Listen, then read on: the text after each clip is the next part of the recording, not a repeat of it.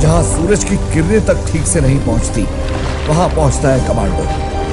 जो जहरीले सांप लोगों की मौत बन सकते हैं, उन्हें खुराक बनाता है कमांडो। जहां आप जैसे लोग पूरी फौज लेके भी जाने से डरते हैं, वैसे इलाके देश को वापस छुड़ा के देता है कमांडो। 1000 के बराबर नहीं, 10,000 के बराबर होता है कमांडो, क्योंकि 10,000 लोगों में से एक कमांडो बनता है, सिर्फ एक। दोस्तों, किसी भी देश की सेना उस देश की सुरक्षा के लिए महत्वपूर्ण मानी जाती है। यानी कोई भी देश अपनी सेना की ताकत के हिसाब से ही दुनिया में एक अलग रुतबा हासिल करता है, और इसके लिए सभी देश अपनी सेना के जवानों को एक आम आदमी से फौलाद बनाने के लिए कड़ी से कड़ी ट्रेनिंग देते हैं। दोस्तों, आज मैं आपको बताऊंगा ऐसी ही ट्रेनिंग के बारे में, जिसे देखने के बाद आपकी रूह कांप जाएगी। और एक बात दोस्तों, इस वीडियो में मैं आपको पाकिस्तान की फोर्सेस की ट्रेनिंग के बारे में भी बताऊंगा, जिसे देखे बिना आप वीडियो को स्किप मत करना, क्योंकि भले ही पाकिस्तान की सेना को number 1 36 hours stretch training camp para commando. दोस्तों, आपको बता दूं कि पैरा कमांडो का कोई स्पेशल रिक्रूटमेंट नहीं किया जाता, बल्कि इसका चयन सेना के विभिन्न रेजिमेंट में से किया जाता है। इसके बाद इन जवानों को आगे की परीक्षण के लिए पैरा कमांडो के ट्रेनिंग कैंप भेज दिया जाता है, जहां इन जवानों को 3 से 6 महीनों की बेसिक ट्रेनिंग के बाद लास्ट में 36 आवर का स्ट्रेच ट्रेनिंग करना होता है, जो बड़ा ही भयानक होता है। जो जवान इस 36 घंटे की ट्रेनिंग को सफलतापूर्वक पूरा कर लेते हैं, उन्हें ही सर पर पैरा कमांडो की पहचान मरून कैप पहनने का मौका मिलता है। 36 घंटे के स्ट्रेस फेज की शुरुआत रात के समय होती है। रात को जब ये जवान बस नींद के आगोश में जाने ही वाले होते हैं, तभी ट्रेनिंग टीम्स उन्हें लाइन में खड़ा होने का ऑर्डर देती है, जबकि इन लोगों को पिछले एक हफ्ते से 1 या 2 घंटे की नींद ही नसीब हुई होती है। इसमें जवानों को तब तक बार बार रूटीन एक्सरसाइज करना होता है जब तक इनमें से कोई एक हार ना मान ले। फिर इन जवानों को 30 किलो के बैटल लोड्स के साथ अगले 2 घंटों तक खड़ी पहाड़ी पर चढ़ाई करनी होती है। ये पैदल मार्च 10 किलोमीटर लंबी होती है, जिसे 2 घंटे में पूरा करना होता है। फिर इन्हें अपने दोस्त को अपने कंधे पर बिठाकर चलना होता है, जो सबसे जरूरी है, क्योंकि पैरा कमांडो का ये मानना है कि आप किसी भी परिस्थितियों में अपने साथी को दुश्मन के बीच नहीं छोड़ सकते। लेकिन दोस्तों, जिन लोगों को लगता है कि ये बड़ा ही भयानक है, तो मैं आपको बता दूं कि अभी आपको बहुत कुछ देखना बाकी है। इसके बाद इन जवानों को 1.18 किलोमीटर सर्किट के 3 राउंड लगाने होते हैं, जिसमें हर एक राउंड में वजन को बढ़ा दिया जाता है। पहले राउंड में जवानों को अपना 30 किलो का बैटल लोड और हथियार के साथ 20-20 लीटर के 2 जेरी कैंस लेकर चक्कर लगाना होता है, जबकि दूसरे राउंड में 80 किलो के ट्रक के टायर के साथ चक्कर लगाना होता है, और तीसरे राउंड में लकड़ी के भारी भरकम टुकड़े को कंधे पर उठाकर 1.18 किलोमीटर सर्किट को पार करना होता है, जिनका वजन 30 से 80 किलो तक हो सकता है। हर राउंड को पूरा करने के लिए इन्हें सिर्फ 1 ही घंटे का वक्त दिया जाता है।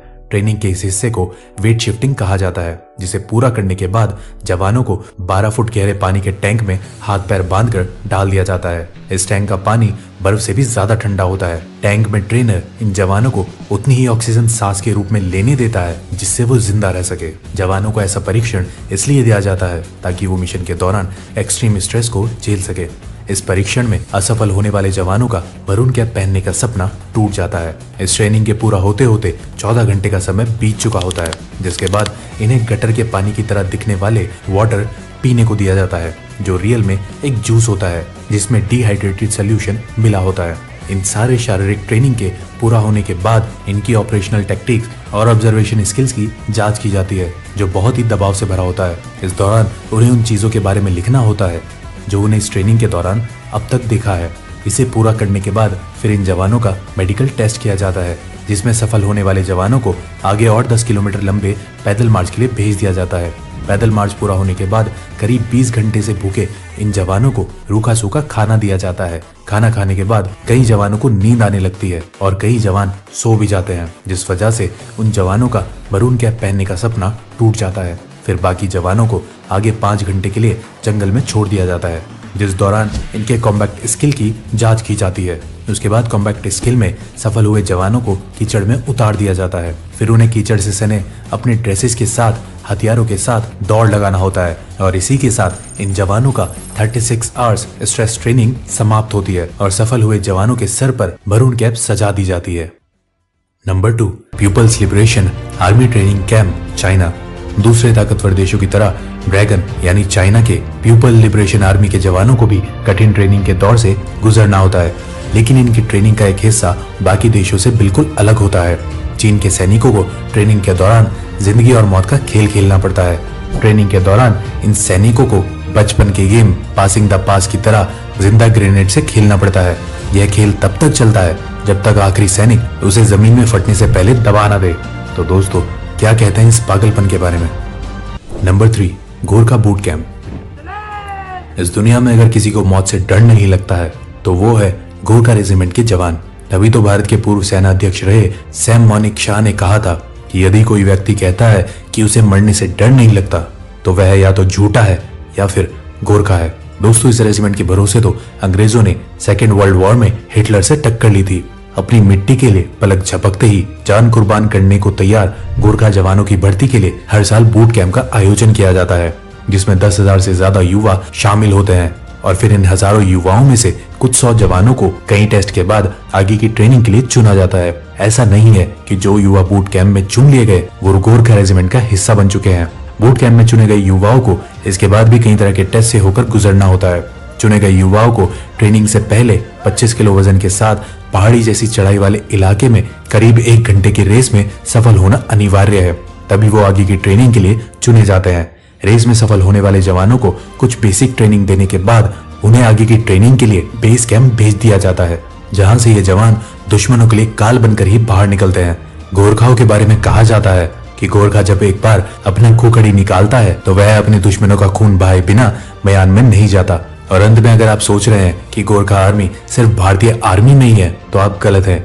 नेपाल आर्मी और भारतीय आर्मी के गोरखा रेजिमेंट के अलावा ब्रिटेन आर्मी का गोरखा ब्रिगेड बहादुरी के लिए मशहूर है। अपनी बहादुरी से गोरखा पलटन ने हिंदुस्तान के लिए कई युद्ध जीते हैं। नंबर 4, Vietnam special forces training camp. Vietnam special forces people's army of Vietnam के लिए काम करता है, जिसके जवानों की ट्रेनिंग की शुरुआत इन कांटेदार बारों पर नंगे पांव चलने से होती है। फिर इन जवानों को एक एक कर इन नुकीले बारों पर लिटा दिया जाता है, जिसके ऊपर से बाकी के जवान चलकर उसे पार करते हैं। इस तरह की ट्रेनिंग पूरी होने के बाद इन जवानों को शारीरिक रूप से मजबूत बनाया जाता है, जिसमें इन जवानों के हाथ, पैर, सर और कंधों पर पत्थर रखकर उसे हथौड़े से तोड़ा जाता है। इसके बाद इन जवानों को नुकीले कील पर नंगे पीठ के बल लिटा दिया जाता है। फिर उनकी चेस्ट पर एक बड़ा सा पत्थर रखकर उसे हथौड़े से तोड़ा जाता है। इस ट्रेनिंग के दौरान कई सैनिकों के बैक साइड लहूलुहान भी हो जाते हैं, लेकिन ये उफ तक नहीं करते। ये तो कुछ भी नहीं था, ये देखिए इनके ऊपर किस तरह इन धारदार चाकुओं को ऊपर से गिराया जाता है, लेकिन इनका शरीर इतना सख्त हो चुका है कि ये चाकू भी इनका कुछ नहीं बिगाड़ पाते। जबकि ये चाकू इतने तेज होते हैं कि किसी भी चीज का एक ही वार में 2 टुकड़े कर दे। फिर इन जवानों को ट्रेनिंग के दौरान नंगे पांव शीशों के टुकड़े पर भारी वजन के साथ चलाया जाता है। दोस्तों, अगर इतना कुछ देखकर आपके रोंगटे खड़े हो गए हैं तो मैं आपको बता दूं कि ये तो कुछ भी नहीं था, क्योंकि इसके बाद ही इन जवानों की असली ट्रेनिंग शुरू होती है। तो दिल थाम लीजिए और ये देखिए कि कैसे नंगी तलवार पर लिटाकर इन सैनिकों के चेस्ट के ऊपर एक बड़े से पत्थर को रखकर हथौड़े से तोड़ा जा रहा है। फिर ये देखिए किस तरह वियतनाम स्पेशल फोर्सेस के जवान गर्दन के बल एक लोहे की रॉड को क्षण भर में मोड़ देते हैं और फिर उसे कैसे अपने गर्दन से बाहर निकालते हैं। इन सारी ट्रेनिंग को पूरा करने के बाद इन जवानों का शरीर लोहे से भी सख्त हो जाता है। अगर आपको विश्वास नहीं हो रहा है तो ये वीडियो देखिए।